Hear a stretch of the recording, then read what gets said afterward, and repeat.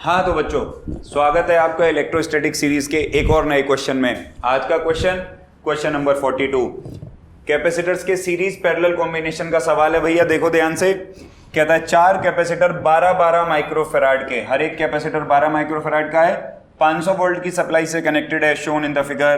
कहता है equivalent capacitance निकालो नेटवर्क की। चलो सबसे पहले ए पार्ट हम लोग सॉल्व करेंगे, जिसमें हम इक्विवेलेंट कैपेसिटेंस बाईस की निकालने की कोशिश करेंगे।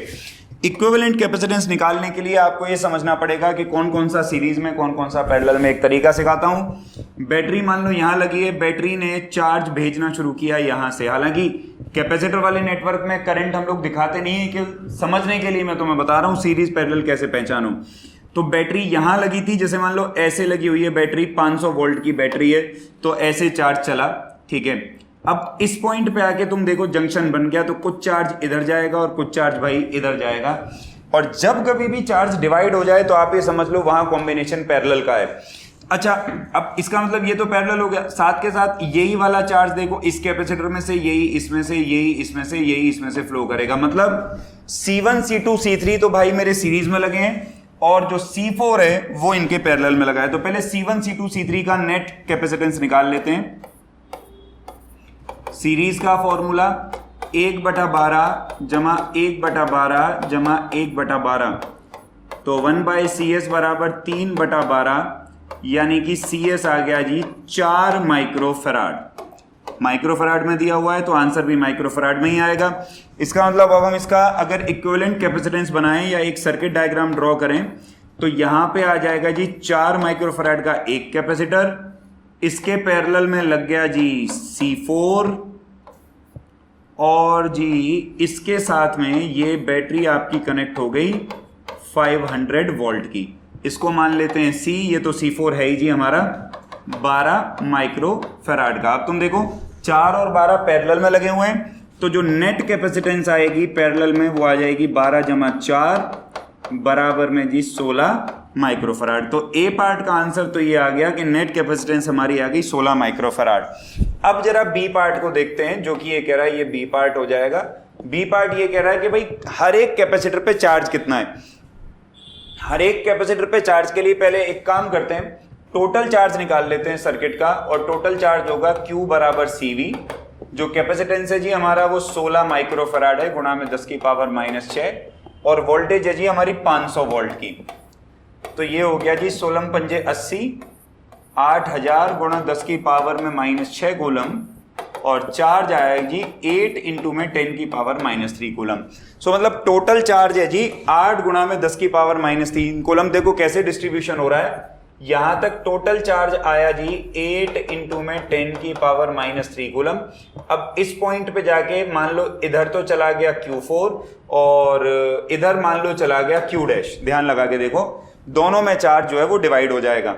अब सबसे पहले ऐसा करते हैं, Q4 ही पता लगा लेते हैं। कैसे पता लगाए भैया, C4 और C पैरेलल में जुड़ा हुआ है, और पैरेलल में वोल्टेज कांस्टेंट रहती है, तो हम लिखेंगे एज V रिमेन्स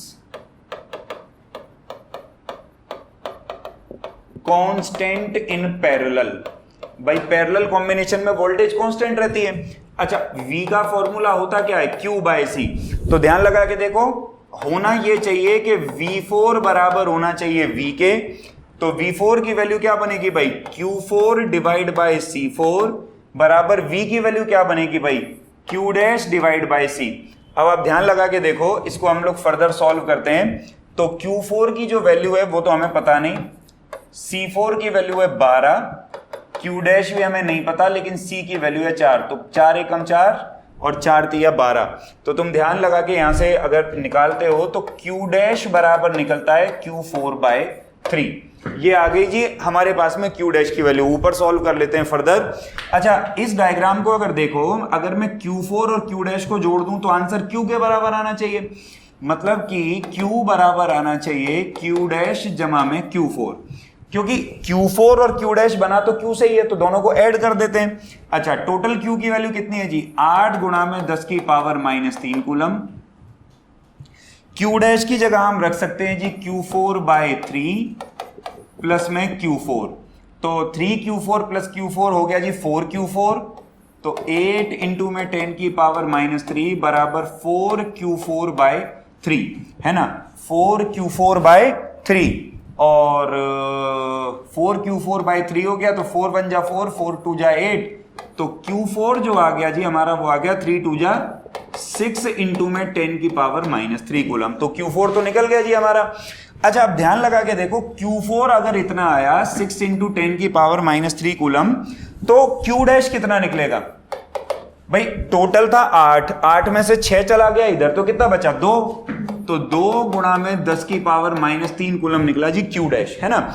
अब तुम ध्यान लगा के देखो, ये जो अकेला कैपेसिटर बना है 4 माइक्रोफैराड का, ये 1 2 3 इन तीनों के कॉम्बिनेशन से बना है।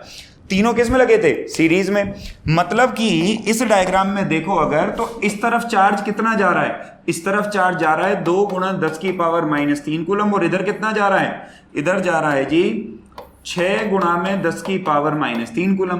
तो सीरीज में तो मेरे भाई चार्ज सेम रहता है ना, और क्योंकि सीरीज में चार्ज सेम रहता है, इसका मतलब Q1 बराबर Q2 बराबर Q3 बराबर Q डैश बराबर आएगा 2 गुणा 10 की पावर -3 कूलम, क्योंकि यही चार्ज तो हर एक कैपेसिटर में से फ्लो करेगा, इसलिए तीनों कैपेसिटर्स के अलोंग जो नेट चार्ज निकलेगा भैया वो क्या आएगा? सेम आएगा। सो उम्मीद है ये क्वेश्चन आप लोगों को समझ में आया होगा। आज के लिए इतना ही, कल फिर मिलेंगे एक नए क्वेश्चन के साथ। Thank you.